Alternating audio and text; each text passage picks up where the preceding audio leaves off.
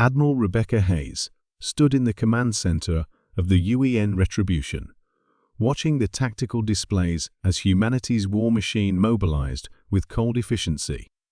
Behind her, banks of quantum computers calculated targeting solutions, while communications arrays coordinated with battle groups scattered across 3 star systems. 18 hours ago, she had been preparing for retirement. Now she commanded the largest military force in human history, all because the Galactic Council had made one catastrophic miscalculation. "Admiral," reported Captain Chen from the intelligence station, "final confirmation from our assets on Council Station Beta 7. Ambassador Williams is dead." Execution was carried out exactly as described in their broadcast.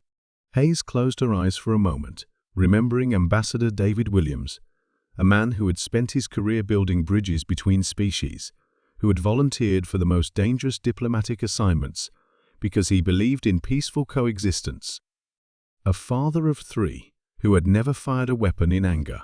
The Council had burned him alive in their sacred chamber of justice, broadcasting it across known space as a demonstration of proper consequence for diplomatic insubordination. Their mistake wasn't the execution itself. It was assuming humans would respond like every other species in galactic history. "Status report on fleet mobilization," Hayes commanded. "7th Fleet has reached the Kepler staging area," reported Commander Morrison. 3rd, 5th, and 9th Fleets are en route. Carrier groups Aurora, Nemesis, and Excalibur report combat ready.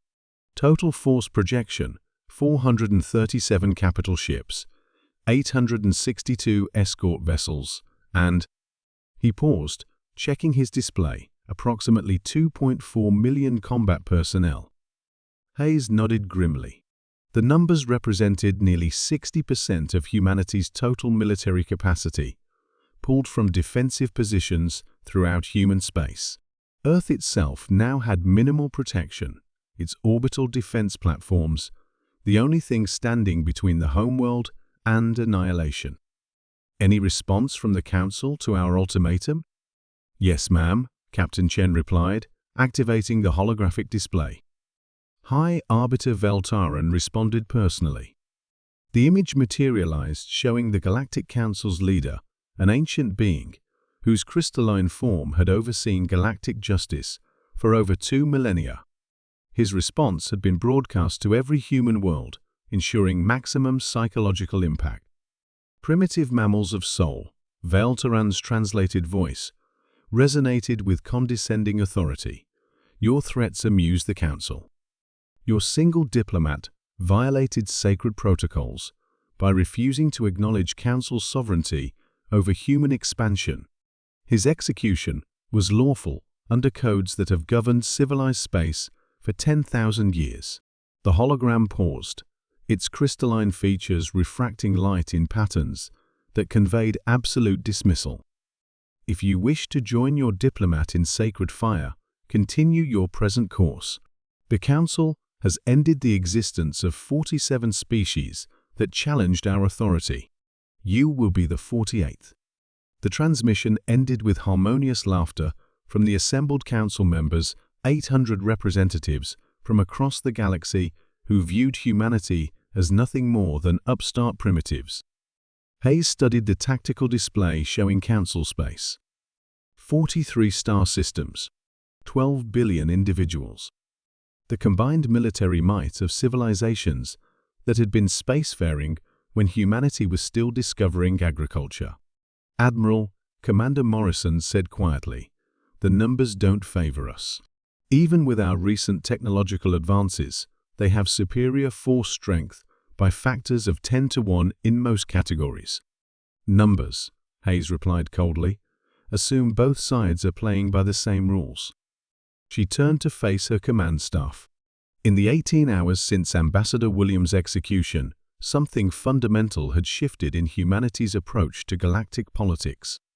The careful diplomacy, the measured responses, the attempts at peaceful integration, all of it had been discarded like outdated tactical doctrine. The Council made one critical error in their assessment, Hayes continued. They assumed we would respond like a conventional civilization. Diplomatic protests, economic sanctions, maybe limited military action to save face before inevitable capitulation. She activated the strategic overview, showing humanity's true response. Operation Righteous Fury is now active. Primary objective: complete dismantlement of the Galactic Council's governing authority. Secondary objective: regime change across all Council member systems. Tertiary objective: establishment of new galactic order under human oversight. The command center fell silent. Even in their anger over Ambassador Williams' execution, the scope of what Hayes was proposing seemed impossible. "Ma'am," Captain Chen said carefully, "that's not a military operation. That's the conquest of 43 star systems." "Correct," Hayes replied without hesitation. "The Council wants to demonstrate the consequences of challenging their authority. We're going to provide a more compelling demonstration." She manipulated the tactical display, showing targeting priorities. Phase 1: simultaneous strikes on all Council military installations. No warnings, no demands for surrender. Complete destruction of their defensive capabilities within the first 72 hours. Phase 2: orbital bombardment of government centers on 12 core Council worlds.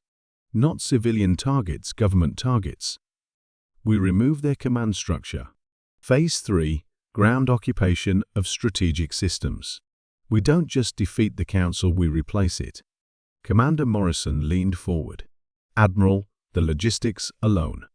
Occupying 43 star systems would require exactly what we're prepared to commit," Hayes interrupted.